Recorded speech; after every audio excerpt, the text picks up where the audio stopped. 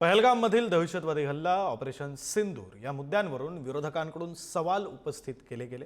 त्या पार्श्वभूमीवर केंद्रीय गृहमंत्री अमित शहा यांनी लोकसभेमध्ये सरकारने केलेल्या कारवाईचा लेखाजोखा मांडला। मात्र यावेळी शहा यांनी काँग्रेसच्या काळातील कारभाराची चिरफाड केली।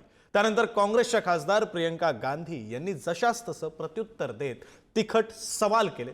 या संदर्भात लोकसभेत नेमकं काय घडलं त्याविषयीचा हा रिपोर्ट। उनके आकाओं को जमीन में मिलाने का काम किया था। 1000 के करीब करीब लोग मारे गए। आपने क्या किया?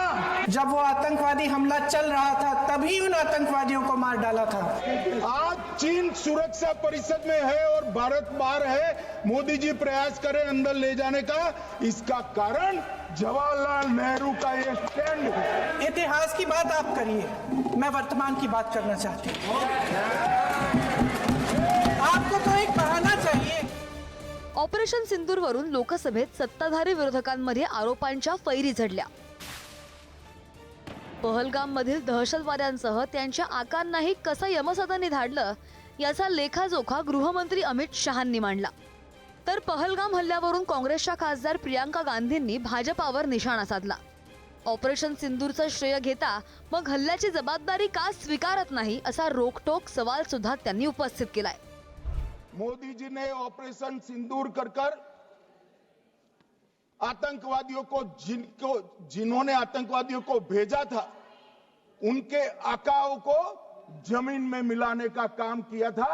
सेना और सीआरपीएफ ने वो आतंकवादियों को भी समाप्त कर। मान्यवर, ये सिंदूर ने पाकिस्तान को पूरी दुनिया में एक्सपोज कर दिया कि पाकिस्तान के अंदर टेररिज्म स्टेट स्पॉन्सर्ड टेररिज्म है। क्या आईबी चीफ ने अपना इस्तीफा दिया? क्या किसी ने इस्तीफा दिया? गृह मंत्री जी के कार्य क्षेत्र में आता है इंटेलिजेंस ब्यूरो। क्या गृह मंत्री जी ने इस्तीफा दिया? इस्तीफा छोड़िए, जिम्मेदारी ली। गृहमंत्री अमित शहा यांनी पुराव्यासकट काँग्रेसच्या कारभाराची चिरफाड केली। 2004 ते 2014 मध्ये झालेल्या दहशतवादी हल्ल्यावर काँग्रेसनं काय केलं असा सवाल केला। 26/11 हल्ल्यातील दहशतवाद्यांचा तिथेच खात्मा केला।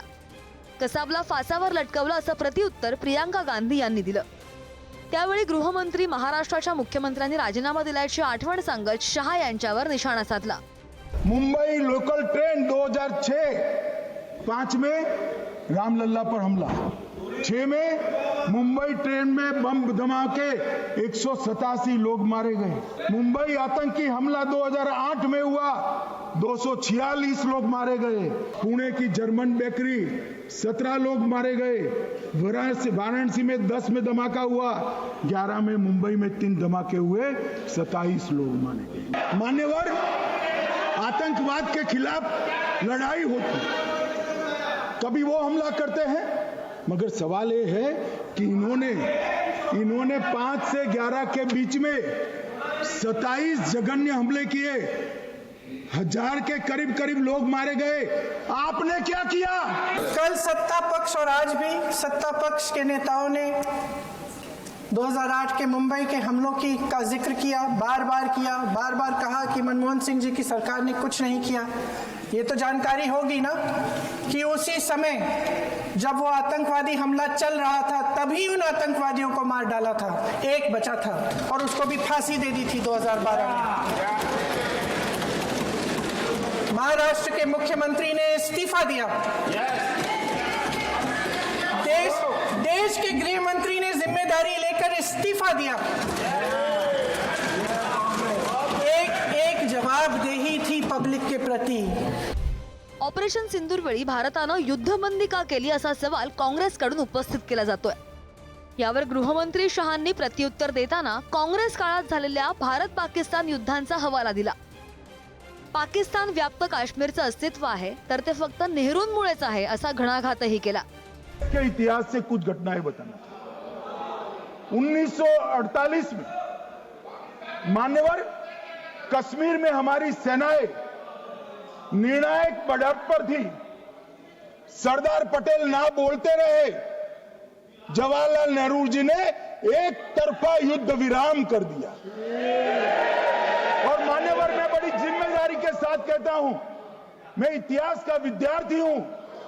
पाक ऑक्यूपाई कश्मीर का अगर अस्तित्व है तो जवाहरलाल नेहरू जी की ये युद्ध विराम के कारण है। इसका जिम्मेदार जवाहरलाल नेहरू है। देखिए, इतिहास की बात आप करिए, मैं वर्तमान की बात करना चाहती हूँ। आपको तो एक बहाना चाहिए, आपको तो एक बहाना चाहिए। पूरे परिवार का नाम गिनवा देते हैं। अरे अपनी जिम्मेदारी खुद लीजिए। 11 सालों के लिए तो सत्ता में आप हैं।